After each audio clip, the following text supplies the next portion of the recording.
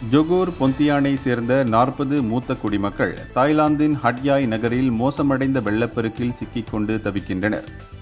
இவர்களில் நாள்பட்ட நோய் உள்ளவர்கள் தங்கள் மருந்துகளின் பற்றாக்குறையாலும் எந்தவொரு மீட்பு தகவல் இல்லாமலும் அவதிப்பட்டு வருகின்றனர்.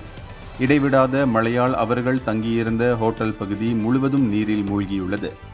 இதன் காரணமாக மின்சாரம் மற்றும் தொலைபேசி இணைப்புகள் துண்டிக்கப்பட்டுள்ளன. மலேசிய அல்லது தாய்லாந்து அதிகாரிகளிடமிருந்து எந்த உதவியும் கிடைக்காத நிலையில் அதிகாரப்பூர்வ மீட்பு முயற்சிகள் தடைபட்டுள்ளன. இந்த குழுவின் பிரதிநிதி சரியாத்தி சுவார்னோ கூறுகையில், உயர் இரத்த அழுத்தம் மற்றும் இதய நோய் போன்ற நாள்பட்ட பாதிப்புள்ளவர்களின் உடல்நிலை அவசர தலையீடு இன்றி மோசமடையலாம் என்று கவலையை வெளிப்படுத்தினார். பதற்றமும் நிச்சயமற்ற தன்மையும் அதிகரித்த நிலையில் இந்த குழுவினர் அரசாங்க உதவியை நாடியுள்ளனர். எனினும் ஹோட்டலின் தற்காலிக தங்கும் வசதிக்கும் அனைவரும் பாதுகாப்பாக இருக்கும் வகையில் ஜெனரேட்டர் வாயிலாக மின்சாரம் வழங்கியதற்கும் அவர்கள் நன்றி தெரிவித்துள்ளனர். இந்தியர்களின் இதய குரல் மக்களோசை.